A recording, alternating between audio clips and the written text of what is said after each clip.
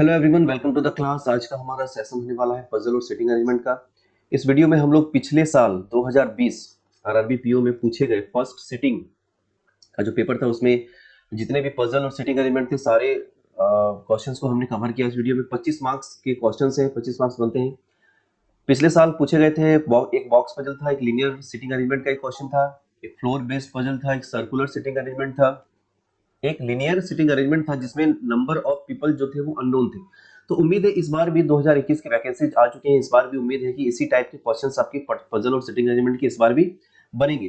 तो ये वीडियो आपके लिए बहुत इंपॉर्टेंट है, जो जो भी एग्जामिनेशन देने वाले हैं, जो भी प्रिपरेशन कर रहे हैं आरआरबी के लिए, तो उनके लिए वीडियो बहुत ही इंपॉर्टेंट होने वाला है।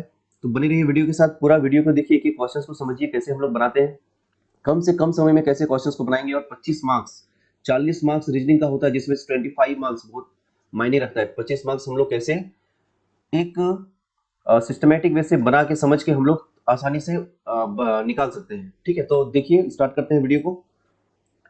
पहला सिटिंग अरेंजमेंट है, देखिए यहाँ पे दिया गया है लीनियर सिटिंग अरेंजमेंट है। आप पहले इसको बनाने की कोशिश करिए, वीडियो को पास करके कुछ समय लेके वीडियो को क्वेश्चन को कोशिश करिए कि बन जाए। फिर मैं आगे आपको बताता हूँ आपसे क्या गलती हो रहा है नहीं हो रहा है, उसके बाद हम लोग समझेंगे कि कैसे इसको बनाया जाएगा। ठीक है, तो स्टार्ट करते हैं। पहला क्वेश्चन है, देखिए 7 persons D G P L J U and Q are sitting in a row facing to the north. मतलब 7 आदमी हैं, D G P L J and U and Q, ये सातों का नाम है।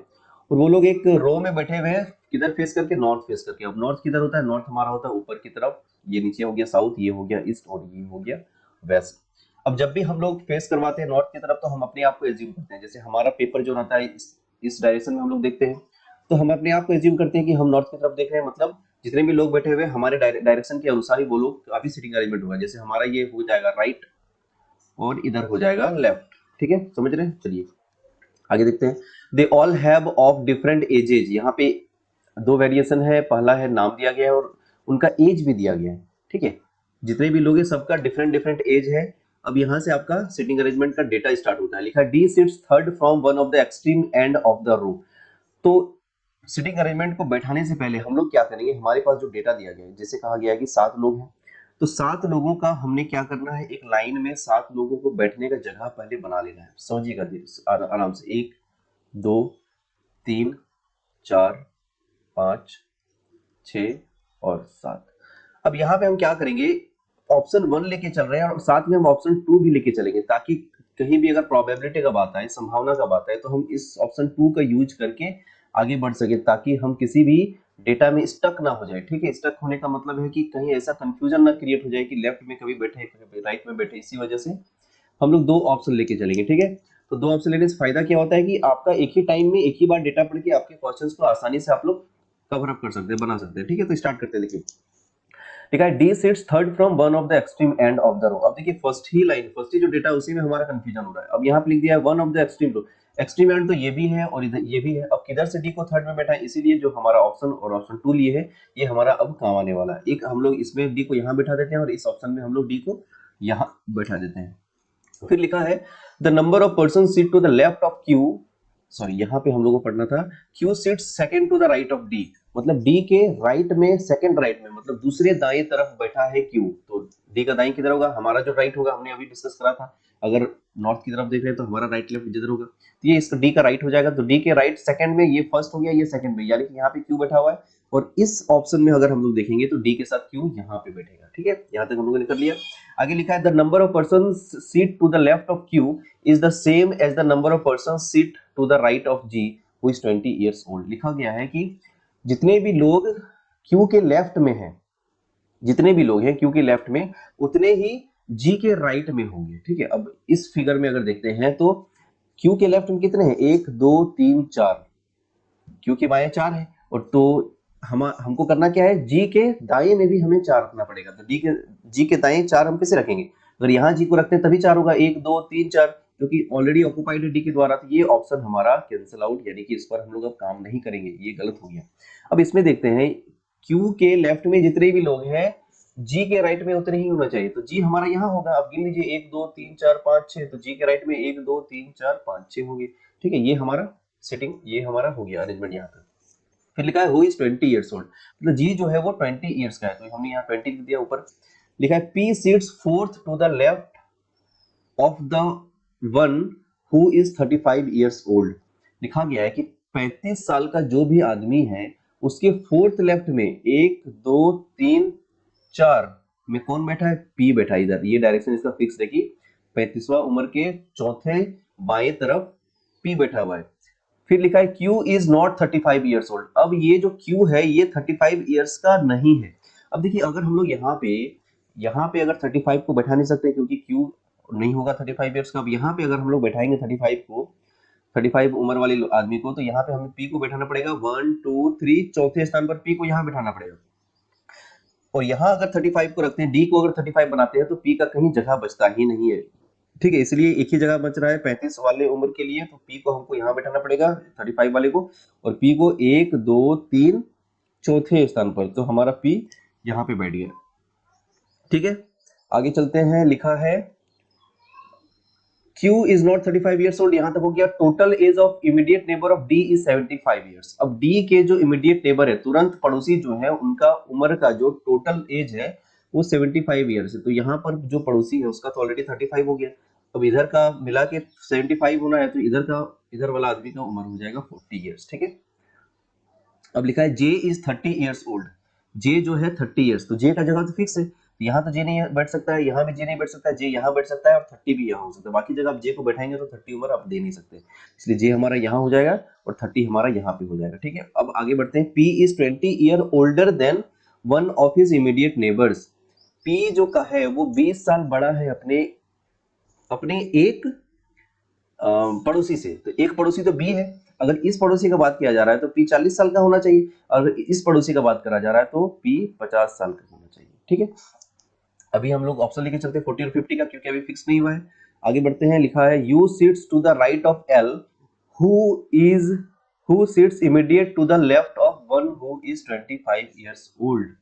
यहाँ पे लिखा है U sits to the right of L। अब L के दाएं तरफ U बैठेगा, तो अब दो ही प्लेस बचा हुआ है, तो L और U के लिए ही होगा, तो U किधर होगा? इधर दाएं तरफ होगा L का, तो L यहाँ पे बैठाएंगे।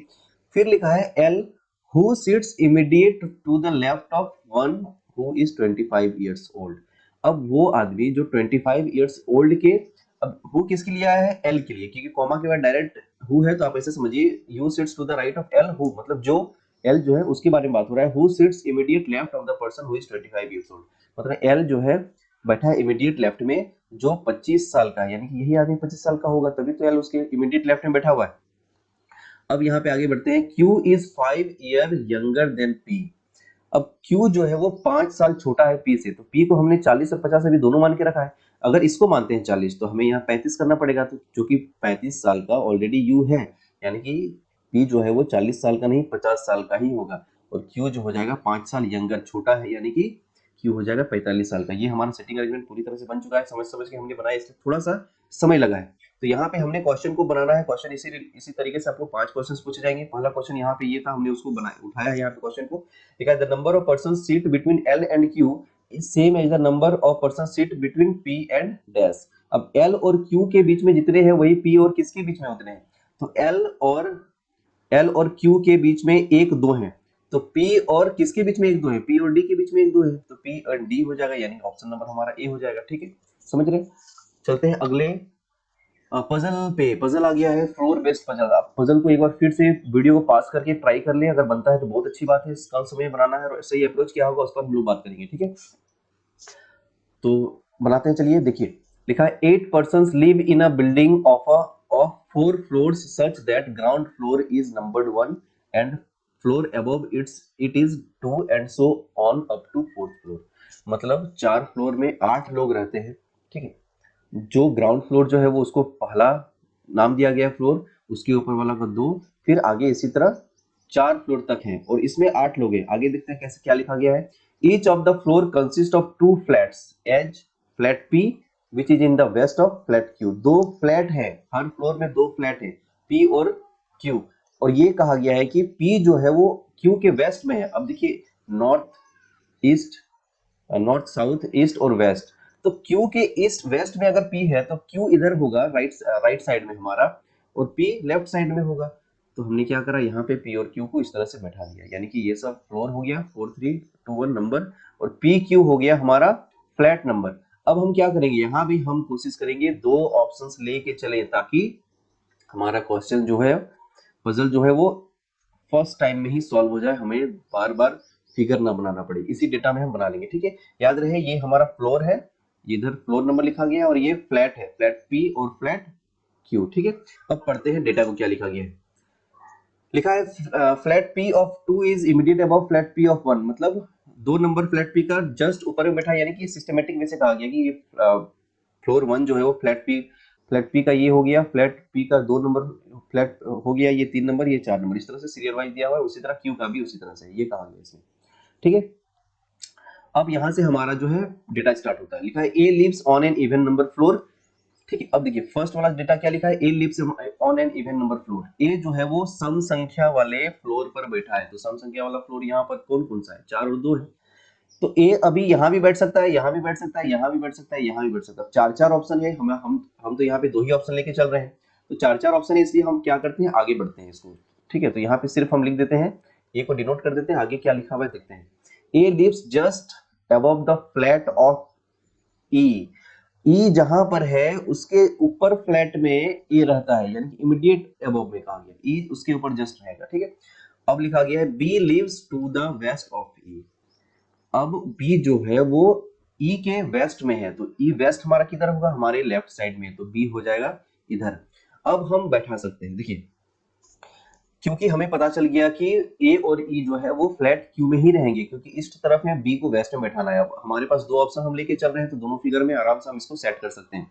इस वाले ऑप्शन में हम A को यहाँ बैठा देते हैं, तो E को हमें यहाँ बैठाना पड़ेगा, तो B को हमें यहाँ बैठाना पड़ेगा। इस वाले ऑप्शन में A को हम सम में रखेंगे, यानी कि इवन नंबर में, तो यहाँ बैठा सकते हैं दो नंबर में, तो A को हम यहाँ कर देते हैं, E को यहाँ कर देते हैं, और B को यहाँ कर देते हैं। ठीक है, अब आगे बढ़ते हैं, यहाँ तक हमने कर लिया, B lives to the west of E, यहाँ तक हो गया। One floor gap between D and C, D और C के बीच में एक फ्लोर है। अब कौन ऊपर है कौन नीचे है वो नहीं कहा गया है, आगे देखते हैं क्या लिखा है। H lives in the east of D। D के ईस्ट में है, ईस्ट किधर होता है, इधर होगा हमारे राइट तरफ। कौन है, H। H जो है वो ईस्ट में है D के। ठीक है, G lives on third floor. अब देखिए G जो है वो थर्ड फ्लोर में, अब देखिए यहाँ थर्ड फ्लोर में तो कोई जगह ही नहीं बचा, यानी कि ऑप्शन 1 जो है हमारा वो गलत हो गया, क्योंकि G को हम यहाँ कहीं नहीं बैठा सकते, B और E के बाद कोई ऑक्युपाइड हो गया। अब यहाँ कहा गया है कि जी जो है वो थर्ड फ्लोर में बैठेगा, तो यहाँ हम दो, अब ये तो नहीं कहा गया कि पी में है, क्यू में, या फिर ईस्ट में या वेस्ट में, तो हम जी को अभी मान के चलते हैं, यहाँ भी बैठा हुआ है और यहाँ भी बैठा हुआ है, अपना एक हिंट ले लेते हैं। ठीक है, आगे देखते हैं। Both F and C lives on different flats. ठीक है, एफ और सी जो है वो डिफरेंट फ्लैट्स में। उसके पहले ये जो हमारा डेटा था इसको हमने सेट नहीं करा था, अब इसको हम सेट करते हैं। देखिए डी और सी के बीच में एक आदमी है। अब देखिए डी और एच जो होंगे ईस्ट वेस्ट में होंगे, मतलब साथ वाले फ्लोर में होंगे, तो डी और एच कहाँ साथ वाले फ्लोर में बैठ सकते हैं, यहीं पर बैठ सकते हैं, क्योंकि खाली जगह सिर्फ यहीं पर है, तो डी यहाँ हो जाएगा, उसके ईस्ट में एच है तो यहाँ हो जाएगा, और डी और सी के बीच में एक फ्लोर है, ये भी हमारा कंप्लीट हो गया। अब यहाँ पे लिखा है एफ और सी डिफरेंट फ्लैट्स में है, मतलब डिफरेंट फ्लैट्स कहने का मतलब है कि अगर पी फ्लैट में है तो एक दूसरा क्यू फ्लैट में होगा, तो सी तो ऑलरेडी है हमारा पी फ्लैट में, तो एफ कहाँ हो जाएगा, एफ हो जाएगा क्यू फ्लैट में, यानी कि जी यहीं पर होगा हमारा, एफ हो जाएगा। ये पूरा सिटिंग, ये जो पूरा पजल था फ्लोर बेस्ड पजल हमारा बन चुका है। अब देखते हैं क्वेश्चन हमने जो लिया है उसका आंसर क्या होगा। Who among the following live just below the flat which G lives. G के जस्ट नीचे कौन बैठा है, यहाँ पर सी है, तो ऑप्शन नंबर हम सी करेंगे। ठीक है, समझ रहे हैं क्वेश्चन को। चलिए बढ़ते हैं आगे। आगे जो है वो बॉक्स वाला पजल है, देखते हैं। आप पहले फिर से वही तरीका अपनाएं, आप वीडियो को पहले पास कर ले, फिर कोशिश करें बनाने का खुद से, देखें कितना समय में बन रहा है और सही अप्रोच क्या होगा, उसके बाद हम लोग बनाने के बाद आप देखेंगे। ठीक है, चलिए स्टार्ट करते हैं। लिखा है 10 boxes are placed on one above the other, मतलब 10 बॉक्स जो है वो एक दूसरे के ऊपर रखे प्लेस करे गए। 4 boxes are placed between J and M. अब देखिए यहाँ पे ये नहीं कहा गया है कि नंबर 1 फ्लोर नीचे है, नंबर 1 फ्लोर ऊपर है, इसलिए यहाँ पे नंबरिंग करा ही नहीं गया, बस कह दिया है कि 10 बॉक्स है और यहीं से डेटा शुरू कर दिया गया। 4 boxes are placed between J and M. तो हम क्या करेंगे, यहाँ फिर से हम दो ऑप्शन लेके चलेंगे, तो थोड़ा सा जगह यहाँ पे हम ले लेते हैं। तो जगह लेने के लिए क्या करेंगे, थोड़ा सा बीच में बनाते हैं, ताकि हमारा क्वेश्चन जो है वो आसानी से बन जाए। जे और एम के बीच में कहा गया है कि जे और एम के बीच में 4 बॉक्सेस हैं, तो जे ऑलरेडी एक बॉक्स हो गया, तो यहाँ हम नीचे तरफ इसमें लेते हैं, 1 बॉक्स, 2, 3, 4 बॉक्स हो गए, और एम को हम यहाँ रखते हैं। अब ये नहीं कहा गया कि कौन ऊपर है कौन नीचे, इसलिए हम क्या करेंगे, अब एम को एक बार ऊपर रख के देखेंगे, 1, 2, 3, 4, और यहाँ पे हम जे को रख देंगे। तो 2 ऑप्शन हमें लेके चलना ही है, ऑप्शन 1, ऑप्शन 2, ताकि हमारा पजल या सिटिंग अरेंजमेंट जो भी हो तुरंत से तुरंत एक ही बार में बन जाए। ठीक है, अब आगे बढ़ते हैं। लिखा है 2 boxes are placed between J and K which placed above the J, मतलब जे और के के बीच में 2 बॉक्स है और सभी जे के ऊपर है, यानी कि जे हमेशा ऊपर रहेगा, जे नीचे रहेगा, उसके ऊपर में जे और के बीच में 2 है। तो यहाँ पर अगर जे है तो यहाँ पे हमें 1, 2 और के को हमें यहाँ रखना पड़ेगा। ठीक है, आगे बढ़ते। L is place just below के जस्ट नीचे एल है, तो यहाँ पे एल यहाँ हो जाएगा इसमें, और इसमें एल हमारा यहाँ पे हो जाएगा। फिर लिखा है the number of boxes between L and M is same the number of boxes between M and Q. अब देखिए एल और एम के बीच में जितने भी हैं उतने ही लोग एम और क्यू के बीच में रहने चाहिए, उतने ही बक्से। तो यहाँ 2 है तो यहाँ भी 2 कर सकते हैं। तो ये एक एग्जांपल ले रहे हैं, तो यहाँ पे 2 नहीं, कितने हैं वो हमको यहाँ पे दिखेगा, हमारा जो अरेंजमेंट है उसमें दिखेगा। एम और एल के बीच में देख लेते हैं कितना है। यहाँ पे एम लिखा गया है, यहाँ number of boxes between L and M is the same of number of boxes between M and Q. तो एल और एम के बीच में कितने हैं, 1, 2, 3 इसमें। तो इधर हम अगर करते हैं 1, 2, 3, तो क्यू हमें यहाँ रखना पड़ेगा। अब नंबर ऑफ बॉक्सेस इसमें कितने हो जा रहे हैं, 1, 2, 3, 4, 5, 6, 7, 8, 9, 10, 11, 12, ये तो 10 से ज्यादा हो गया, इसलिए हम यहीं पर इसको कैंसिल आउट कर देंगे। इसको देखते हैं, यहाँ कहा गया है कि एल और एम के बीच में जितने हैं उतने ही एल एम और क्यू के बीच में है। तो एल और एम के बीच में यहाँ कितने हैं देख लेते हैं, 1 और 2। तो एम और क्यू के बीच में भी 1, 2 यहाँ रहेंगे। ठीक है, तो ये हमारा बन गया, ये सिटिंग अरेंजमेंट, ये हमारा पजल आगे बढ़ रहा है। फिर देखते हैं, लिखा है T is placed just above Q, तुरंत ऊपर है क्यू के टी। ठीक है, फिर लिखा है y is placed just above o, y जो है वो तुरंत o के ऊपर है। अब एक बार गिन लेते हैं हमारा बॉक्स कितना हुआ, 1, 2, 3, 4, 5, 6, 7, 8, 9, 10 हो चुके हैं। मतलब अब हम इसमें एक भी बॉक्स को नीचे नहीं रख सकते हैं और ऊपर भी नहीं रख सकते हैं, ऑलरेडी हमारे 10 बॉक्स ऑक्युपाइड हो चुके हैं। अब देखिए y जो होगा वो o के तुरंत ऊपर होगा, तो जगह भी तो होना चाहिए 2, कहाँ पे है, यहाँ पे नजर आ रहा है, तो y यहाँ हो जाएगा, o यहाँ पे हो जाएगा। ठीक है, फिर लिखा है x is adjacent to m, मतलब x जो है वो m के सामने है, मतलब सटा हुआ है, तो x यहाँ पे हो जाएगा, क्योंकि ओ उसके ऊपर वाला जो सामने था वो ओ के द्वारा ऑक्युपाइड था। लिखा है P is placed below x, x के नीचे P होगा, तो एक ही जगह बचा हुआ। ये हमारा बॉक्स वाला जो पजल है वो सेट हो गया है। अब हम क्वेश्चन में देखते हैं, how many boxes are placed between O and L, O and L के बीच में कितने हैं, तो यहाँ पे हो जाएंगे 1, 2, 3, तो हमारा आंसर क्या होगा 3। O और L के बीच में 3 बॉक्सेस हैं। ठीक है, अगला सिटिंग अरेंजमेंट देखते हैं क्या है। यहाँ पे क्वेश्चन को पास करके बाद फिर से आप लोग कोशिश करिए बनाने का, फिर हम आगे बढ़ेंगे। क्वेश्चन है certain number of person seat in a row facing to the north.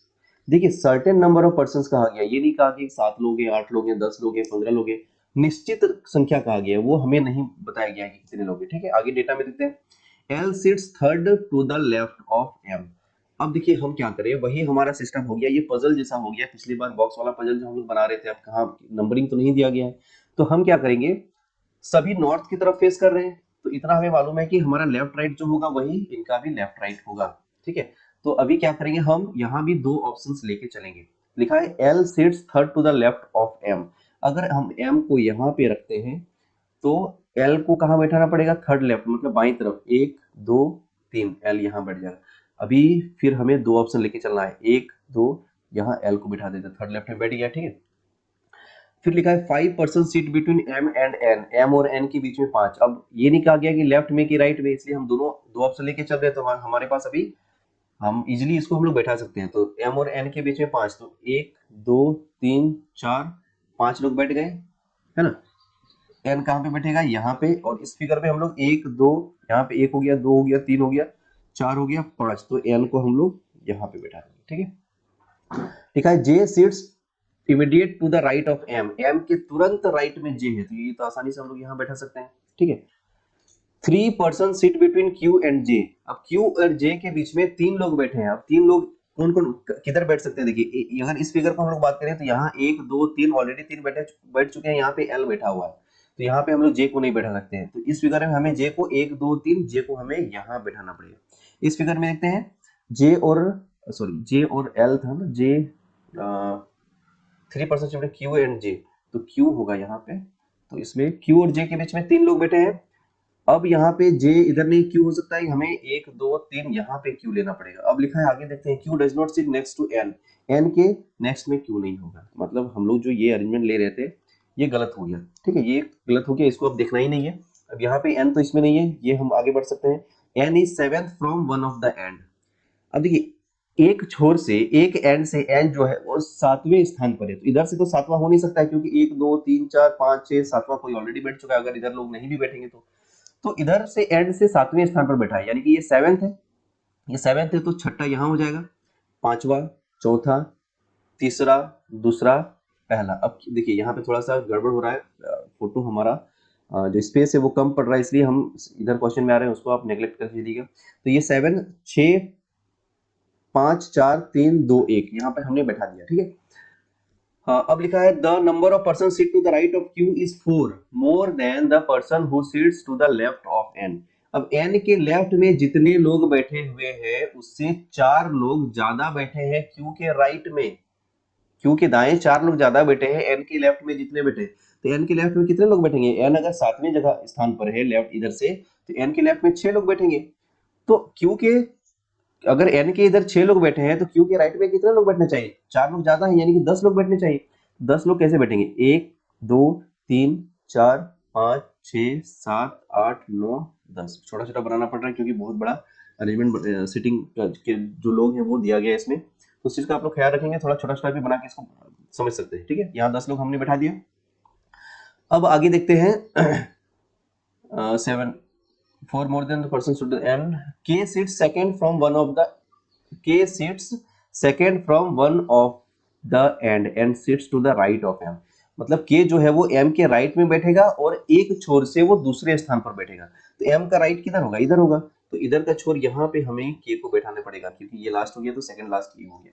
अब देखिए यहाँ पे इतने लोग बैठे हुए हैं, लेकिन लोगों डेटा जो है वो n l m j q और k का ही है। इसी हिसाब से हमको इस टाइप की पजल सिटिंग अरेंजमेंट को बैठाना है। अब देखिए क्वेश्चन क्या पूछा है, how many person sit in the above arrangement. अब कितने लोग हैं इस अरेंजमेंट में गिनना पड़ेगा हमें। यहाँ से 1 2 3 4 5 6 7 8 9 10 11 12 13 14 15 16 17 18 19 20 21 22 23 24 25 26 27 28, मतलब 28 लोग हैं इस अरेंजमेंट में।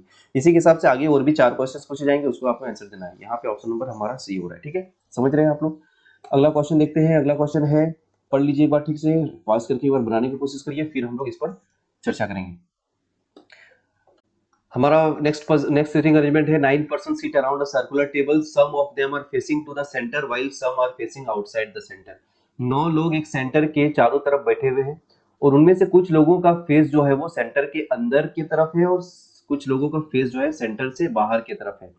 तो ये दिया गया है डेटा, हम लोग 9 लोगों का प्लेस बना लेते हैं, 1 2 3 4 5 6 7 8 9, इसमें भी 1 2 3 4 5 6 7 8 9।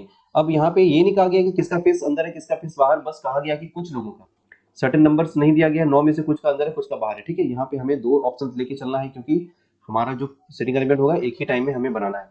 सी sits second to the right of A who faces inside, ये हिंट दिया गया है, ए जो है वो एक सेंटर की तरफ फेस कर रहा है और सी उसके सेकंड राइट में, तो ए का जगह तो फिक्स है क्योंकि उसका डायरेक्शन दे चुका है, तो सी हमारा इसमें यहाँ हो जाएगा, ठीक है, यहाँ तक हो गया। 2 person seat between C and G, अब रिलेटेड है सी से, तो सी और जी को हम लोग कहाँ बैठाएंगे? देखिए अब देखिए सी और जी के बीच में 2 लोग कहा गया, अब किधर डायरेक्शन नहीं कहा गया, लेफ्ट में कि राइट में, इसलिए हम लोगों ने 2 ऑप्शन लिया, तो उसका हमें फायदा मिलने वाला है। यहाँ पे हम जी को इसमें बैठा सकते हैं और इसमें जी को हम यहाँ पे बैठा सकते हैं, ठीक है।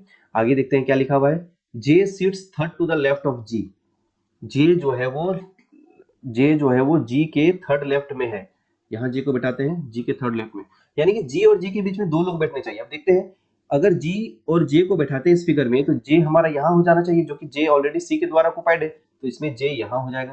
तो जी के लेफ्ट में है, तो लेफ्ट अगर यहाँ करेंगे हम बाहर की तरफ, तभी तो इसका लेफ्ट इधर होगा, जे यहाँ बैठेगा।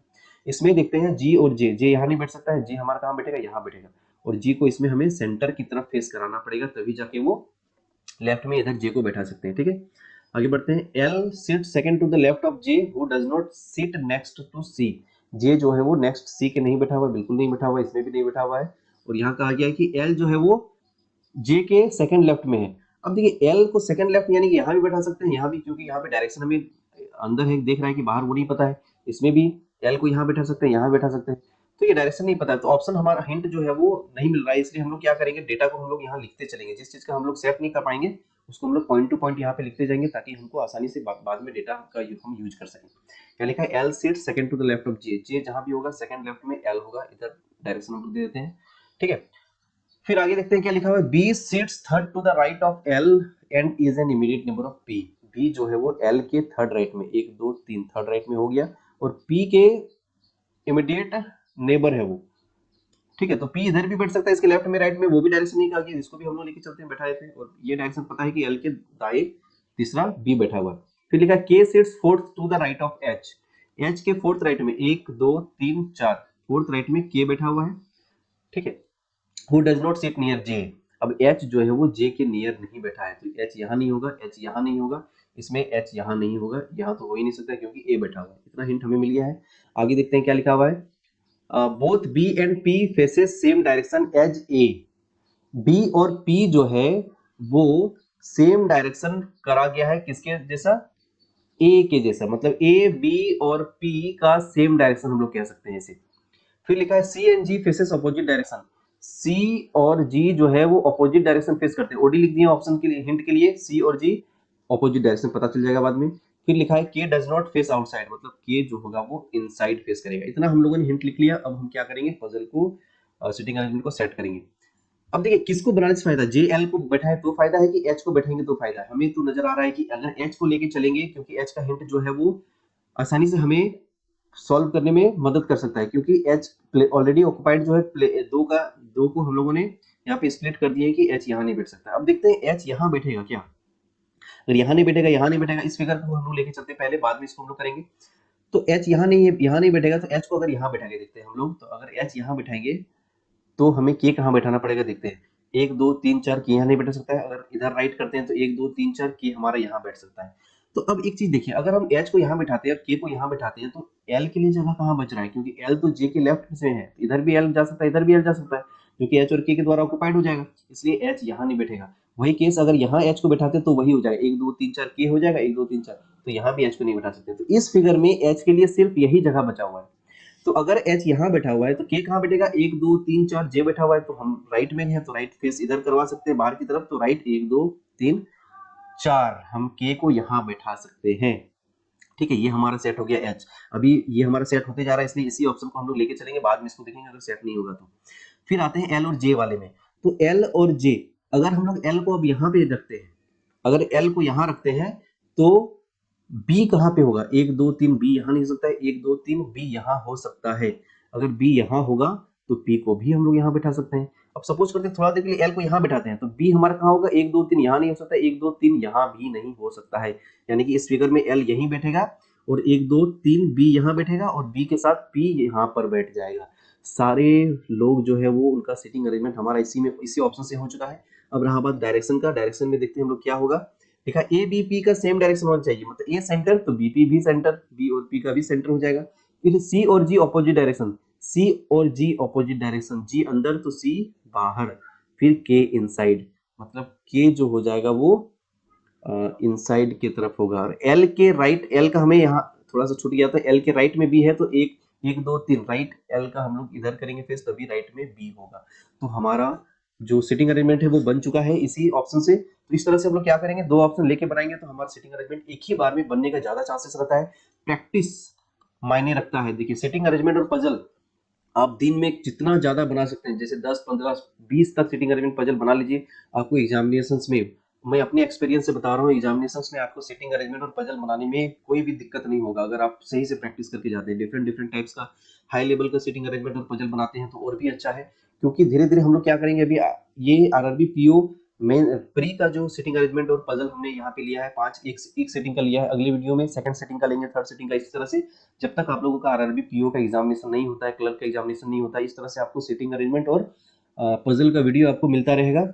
ठीक है, और आपको प्रैक्टिस करना है बहुत सारा पजल और सिटिंग अरेंजमेंट, और भी ज्यादा हाई लेवल पजल्स के लिए अगर आपको आपके दिमाग में भी आपके पास भी कोई ऐसा सिटिंग अरेंजमेंट या पजल है जो आपको लगता है कि एग्जामिनेशन के लिए इंपॉर्टेंट है, तो आप कमेंट सेक्शन में मुझे जरूर बता सकते हैं, वो पजल भी भेज सकते हैं। मेरा नंबर ऑलरेडी मेरे अबाउट में दिया हुआ है, वहां से आप देख के मुझे व्हाट्सएप कर सकते हैं। मैं अगले वीडियो में सॉल्व करने का बहुत कोशिश करूंगा, क्योंकि मेरा टारगेट यही है कि आपको अच्छा से अच्छा एजुकेशन मिले, आपको एग्जामिनेशंस में कोई दिक्कत ना हो, सिटिंग अरेंजमेंट में, पजल में, इवन मैथ का भी क्लासेस होते हैं इस चैनल में। मैथ में भी आप अच्छे से अरिथमेटिक का सेक्शन जो होता है, एडवांस मैथ का जो सेक्शन होता है, उसमें आपको कोई दिक्कत ना हो।